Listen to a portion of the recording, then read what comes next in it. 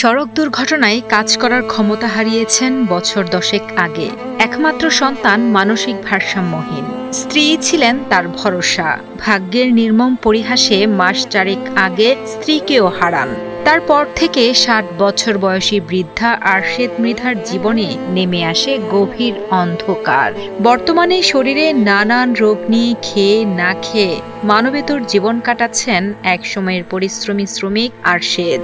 আপনজন বলতে তেমন কেউ না থাকায় চোখের পানি যেন একমাত্র সম্বল তার।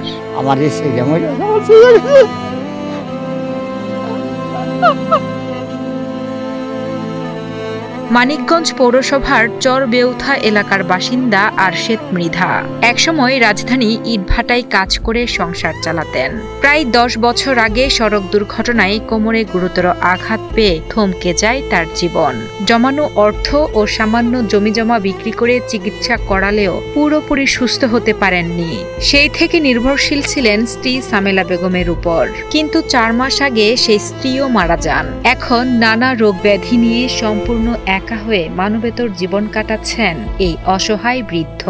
চিকিৎসা করার মতো আর্থিক সামর্থ্য নেই তার। আমি একাই চলছি এখন। আমার পরিবার নাই, মারা গেছে মাস 3-4 আগে। আমার চেহার মতন লোক নাই এখন। আমি খুব অসহায় পড়ছি এখন। তাই আমার মাইসে এই বাদ দিয়ে যায়, চাল চাল দিয়ে আমার বাড়ি দিয়ে দেয় না, লাঞ্জা টেঞ্জা দেয় নাকি, আমার নিজেই টুকটাক করে রাখতে।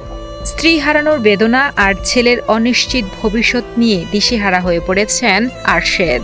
জীবনের বাকি দিনগুলো যেন একটু ভালোভাবে খেয়ে পড়ে বেঁচে থাকতে পারেন এবং চিকিৎসা করাতে পারেন, সেজন্য সরকার সহ সমাজের বিত্তবানদের কাছে আর্থিক সহযোগিতার জন্য আকুতি জানান অসহায় আরশেদ মৃধা। আমার সহযোগিতার আরো দরকার, টাকা দরকার। মাজার একটা এসি করুন, তাহে টাকা পয়সা পাইতেছি না। আমি তো এখন পারতেছি না, অসহায় পড়ে গেছে। এই বৃদ্ধর অসহায় অবস্থা দেখে ব্যথিত স্থানীয়রাও।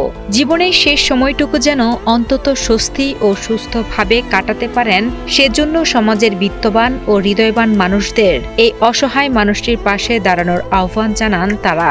ওনার খুবই কষ্ট আন্দাজ মনে করেন। আমরা এই প্রতিবেশী আছি, এই জায়গা বাড়ি দেহি সময়তে কটা আইনে টেনে দিই, আবার সময়তে দিয়ে পারি নে।